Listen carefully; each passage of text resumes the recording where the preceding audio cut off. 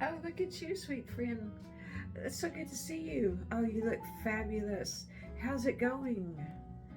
Well, it's up and down here still. Oh my goodness, because I don't know if it's the heat or what it is, but I just stay so tired all the time. I wished I could get in a normal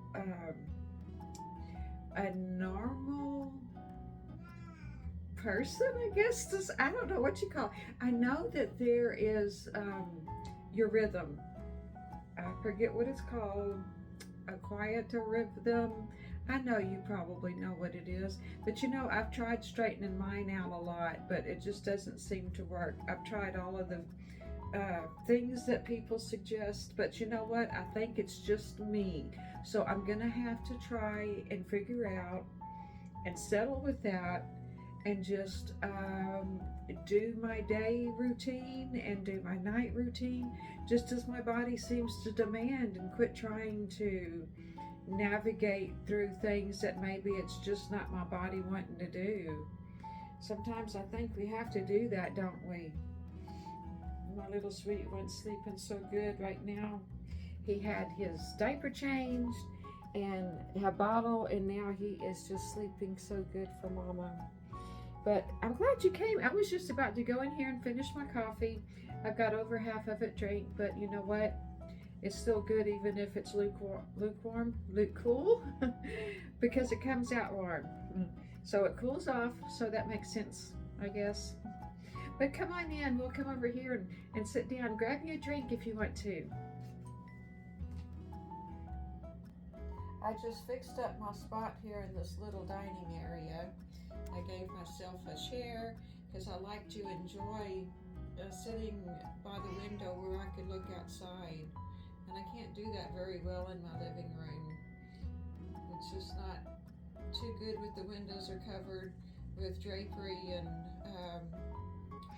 it's just a hassle to scoot that all over and move it out of the way. So I fixed myself a little area in here.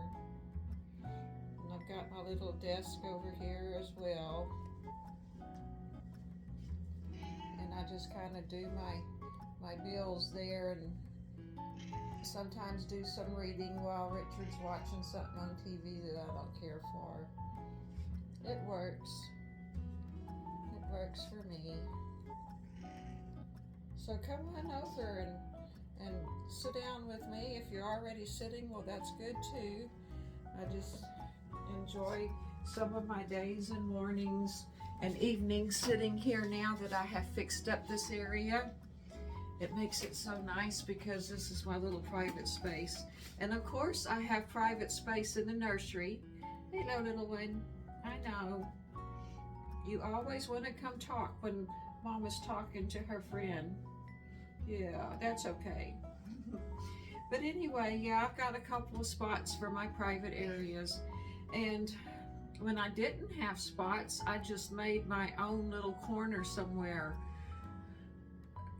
Even if it was a very small spot, I stuck something there that I like to look at. I made my coffee or my hot tea. Don't tear my chair up, baby. So I'm gonna sit here and yak at you a minute. Yeah, I know, you just want some attention too. So do you have fur babies as well? I've got this one, and I've got a little dog. Of course, I don't let them close to the babies because I don't want them to get them dirty. I keep my babies safe. So how's the weather where you're at? Have you got hot weather? I know it's been really hot here. 3 digits and humid. Oh my goodness, it's always humid here in Texas. And I know there's other places it's humid as well. I wished I had enough money that I'd have a summer place and a winter place so that I could go and just be in the kind of weather that I like the most, which is cooler weather, of course. So I guess I would always be in a northern area, wouldn't I? But I wouldn't want to be too high north where there's people that get snowed in. I wouldn't like that either. But of course, it's probably not in the cards because I'm already in my 60s. and we still are no better off financially than we were in our 20s. Everything is still so dadgum tight. But I guess that's just the way our life has fallen. Something that maybe my spirit needs for growth, and who knows. I'm telling you what, it's an awful strong test, and I'm hoping I'm passing so far. Yeah, there's my other little fur baby. Can you see her there? She's just there a little bit. Yeah, there's her little feet. So that's Moxie and Maggie. Yeah. Well, you both just know I'm talking, don't you? Yes, you do. You know I'm talking to somebody besides you. Yeah, but you don't get the limelight forever or all the time, do you? Silly, huh? But I'm so glad I got them.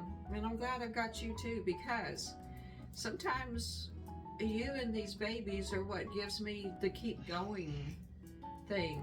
Because here the last few months I have been so in a rut where I have no ambition at all. All I want to do is just lay there in bed.